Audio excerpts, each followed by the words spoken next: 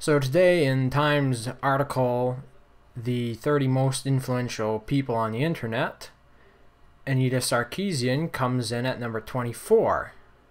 And it says, amid the Gamergate controversy, this Canadian-American feminist became perhaps the most public critic of sexism in the gaming community via her blog, YouTube channel, and Twitter account, which earned her thousands of fans and almost as many enemies. She says she received death threats. More recently, her blog, Feminist Frequency, got funding from Intel's initiative to promote diversity in tech.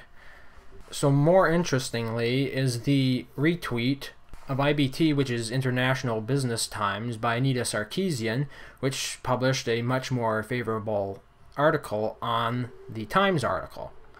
It's published by Ben Skipper, and I'm not familiar with his work. He quotes most of the Time article and adds a bit more. I'll just read the entire thing here. Gaming personalities PewDiePie and Anita Sarkeesian have made Time magazine's list of the 30 most influential people on the internet, which includes the likes of President Barack Obama, Kim Kardashian, and Taylor Swift. Representing the world of video games are two of its most talked about figureheads. PewDiePie, real name Felix Arvid Ulf Kelgeberg, you'll have to forgive me if I got his name wrong, is the owner of the world's most subscribed to YouTube channel with 35 million people watching his Let's Play videos. Sarkeesian, meanwhile, is a renowned critic of video game culture, and particularly its depiction of women. Her Feminist Frequency series has made her an object of hate among those who identify with the extremist Gamergate movement, whose campaign of abuse targeted her and many other women in the industry.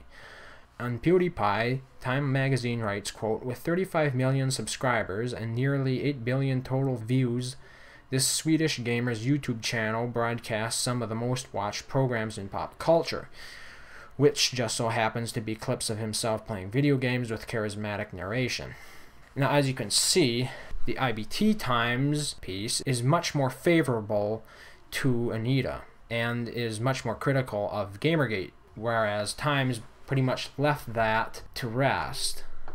Now, I especially take issue with the fact that they put Anita, number 24, up on the list with number 1, which is PewDiePie. Now, you may or may not agree with PewDiePie's content. I personally find his humor unappealing to me, but his accomplishments in this industry, in this space, far outperform hers. If we do a quick recap of her achievements, it mostly entails a fan-funded, half-finished video series and a talk canceled under dubious threats, which the police later confirmed there was no positive threat to her.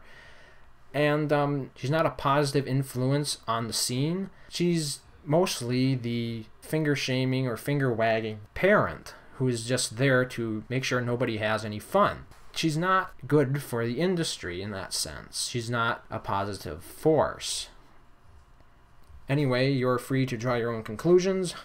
So thank you for listening, and until next time, farewell.